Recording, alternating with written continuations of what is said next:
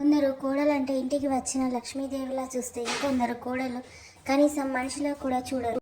ఇంటికి కొత్తగా వచ్చిన పని మనిషిలా చూస్తారు. అత్త కోడలు ఇంట్లోకి రాగానే పని చేయడం మానేస్తుంది. కోడలు అనుక్షణం సూటిపోటి మాటలతో వేధిస్తూ కడుపు నిండా అన్నం కూడా పెట్టదు. తన గురించి ఊరంతా చెడుగా చెప్తూ ఉంటుంది. ఎంత మంచిగా ఉన్నా మంచిది కాదంటూ తన గురించి ప్రచారం చేస్తూ ఉంటుంది. కొత్తగా జీవితం అంతా సేవ చేయడానికి వచ్చిన పని మనిషిలా చూస్తారు.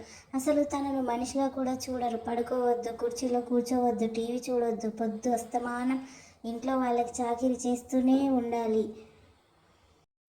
పోనీ రోజు చాకిరీ చేస్తుంది కదా మరి అని ఆరోగ్యం బాగాలేనప్పుడన్నా కనీసం తనకు రెస్ట్ తీసుకోవాలని అనరు. ఇష్టం ఉన్నది తినొద్దు, ఎవరితో మాట్లాడొద్దు, అమ్మ వాళ్ళ ఇంటికి పోవద్దు అంటూ కోడలకు నరకం చూపిస్తారు. సూటిపోటి మాటలు, చిన్న చూపు చూడడం, కోడలు అమ్మగారింటికి రావద్దని ఆంక్షలు పెడతారు. తనను అనుక్షణం బాధ పెడుతున్న వాళ్ళ అమ్మా నాన్నలకు చెడ్డ పేరు తేవడం ఇష్టం లేక సమాజం కోసం, పిల్లల కోసం ఆలోచించి బాధను భరిస్తోంది. కానీ తన సహనాన్ని అలసుగా తీసుకొని లేనిపోని నిందలు వేస్తూ ఇంకా బాధను పెడతారు. బాధ తట్టుకోలేక ఎదురు తిరిగినా ఇంకా అంతే.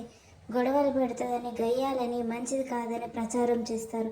మరి ఇంటికి వచ్చిన కోడల్ని ఇంత బాధ పెడితే, ఇంకా అత్తామామలు మంచం మీద పడితే తను వాళ్ళకి ఎలా సేవలు చేయగలదు? పాతవన్నీ తనకు గుర్తురావా? మళ్ళీ అప్పుడు మా కోడలు మమ్మల్ని చూసుకోదంటూ మళ్ళీ కోడలు గురించి చెడుగా ప్రచారం చేస్తారు. అందుకే అనాథాశ్రమాలు పెరుగుతున్నాయి.